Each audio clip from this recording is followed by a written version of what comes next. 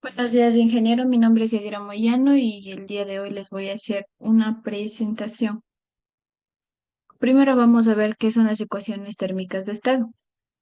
Las ecuaciones térmicas de estado son relaciones matemáticas que describen la relación entre las variables termodinámicas de una sustancia, como puede ser la temperatura, la presión, el volumen y la energía interna. Se utilizan para moldear el comportamiento de los gases, líquidos y sólidos en diferentes condiciones termodinámicas, como cambios de temperatura, presión y volumen. Aquí tenemos unos ejemplos de tipos de ecuaciones térmicas. El primer ejemplo es sobre la ley de los gases ideales, donde P es la presión, B es el volumen, N es el número de moles de gas, R es la constante de gas y T es la temperatura. Esta ecuación describe el comportamiento de un gas ideal. La segunda tenemos que es la ecuación de Van der Waals, donde A y B son parámetros que explican las fuerzas intermoleculares y el volumen de las moléculas de gas respectivamente. Esta ecuación es una modificación de la ley de los gases ideales que incluye correcciones por el comportamiento no ideal de los gases reales.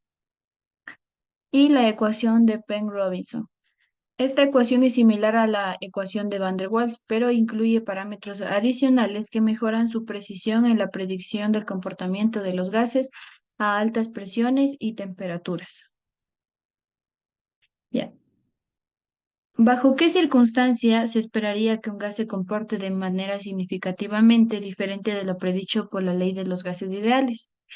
Podemos decir que la ley de los gases ideales asume que las moléculas de gas son partículas puntuales sin volumen y que no hay fuerza intermolecular entre las moléculas de gas. Los gases se comportarán de manera significativamente diferente de lo predicho por la ley de los gases ideales en circunstancias en las que las fuerzas intermoleculares se vuelven significativas o que el volumen ocupado por las moléculas de gas se vuelve significativo en comparación con el volumen total del gas. Algunos ejemplos de estas circunstancias son las altas presiones, en donde el volumen ocupado por las moléculas de gas se vuelve significativo en comparación del volumen total del gas, y estas fuerzas intermoleculares entre las moléculas de gas se vuelven más importantes a bajas temperaturas. A bajas temperaturas, las moléculas de gas tienen menos energía cinética y es menos probable que se alejen unas de otras. Gases no ideales. Los gases reales no siempre siguen los supuestos de la ley de los gases ideales y las fuerzas intermoleculares pueden afectar significativamente el comportamiento de un gas. Y moléculas grandes. En los gases formados por las moléculas grandes, como los hidrocarburos, el tamaño y la forma de las moléculas pueden afectar en su comportamiento. La constante de los gases R es la misma para todos los sistemas gaseosos. Y podemos decir que sí, que la constante R se denomina constante universal de los gases y su valor es el mismo para todos los gases. Sin embargo, esta depende de las unidades que utiliza la ecuación. Aquí tenemos tres ejemplos con diferentes unidades de la constante R. Ahora tenemos una pregunta que nos dice, si se tiene un termómetro de gas de volumen constante que contiene una cantidad fija de gas, ¿qué propiedad del gas se mide para indicar su temperatura? Para medir la temperatura de un termómetro de gas de volumen constante, primero se mide la presión del gas a una temperatura de referencia conocida.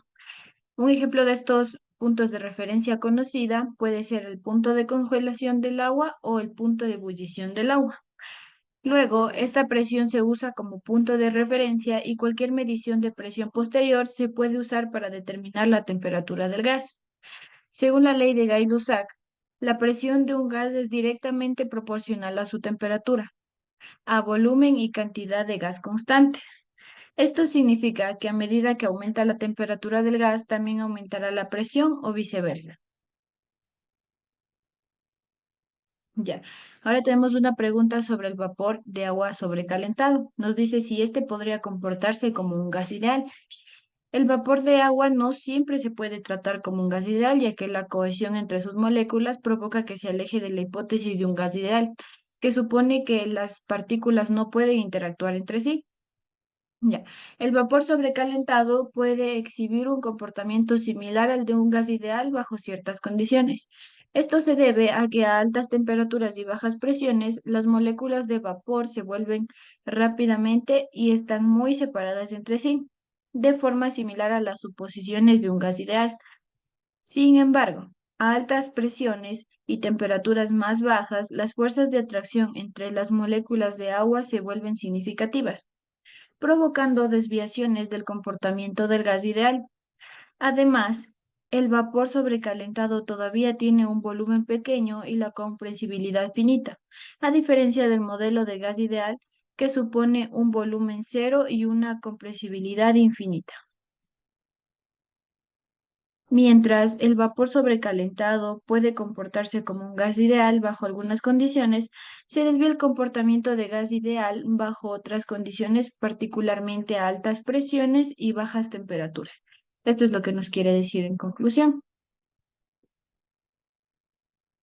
Ya. Ahora vamos a hablar sobre cuáles podrían ser los métodos confiables que se podrían usar para estimar las propiedades termodinámicas en el estado de un gas ideal. Entre los métodos confiables que yo determiné, tenemos la ley de los gases ideales, la ley de las presiones parciales de Dalton, las capacidades de calor específica, las ecuaciones de estado empíricas y las ecuaciones de estado virial. La ley de los gases ideales es una ecuación simple que relaciona la presión, la cantidad y la temperatura de un gas ideal. La ley de las presiones parciales de Dalton establece que la presión total de una mezcla de gases es igual a la suma de las presiones parciales de cada gas en la mezcla. Esta ley se puede usar para estimar la presión parcial de un gas en una mezcla dada la presión total y la fracción molar del gas. Para las capacidades de calor específica, decimos que en el estado del gas ideal, estas son bien conocidas y se pueden usar para estimar el cambio en la energía interna o en la entalpía de un gas a medida que experimenta un cambio de temperatura. Ecuaciones de estado empíricas. Las ecuaciones de estado empíricas, como la ecuación de Van der Waals y la ecuación de Redrich-Kuhnau, son las más complejas que la ley de los gases ideales, pero pueden proporcionar estimaciones más precisas que las propiedades termodinámicas de los gases no ideales. Ecuación de estado virial. Es una extensión de la ley de los gases ideales que incluye términos adicionales para explicar los efectos de las interacciones intermoleculares entre las moléculas de gas. Esta ecuación nos puede proporcionar estimaciones más precisas de las propiedades termodinámicas de los gases a presiones más altas y temperaturas más bajas, donde las interacciones intermoleculares se vuelven más significativas. En conclusión, estos son los métodos confiables que podremos utilizar para estimar las propiedades térmicas en el estado de un gas ideal. La elección del método depende de la aplicación específica y el rango bajo las condiciones que encontremos en nuestro sistema termodinámico o el caso que vayamos a estudiar. Y eso sería todo, ingeniero. Muchas gracias.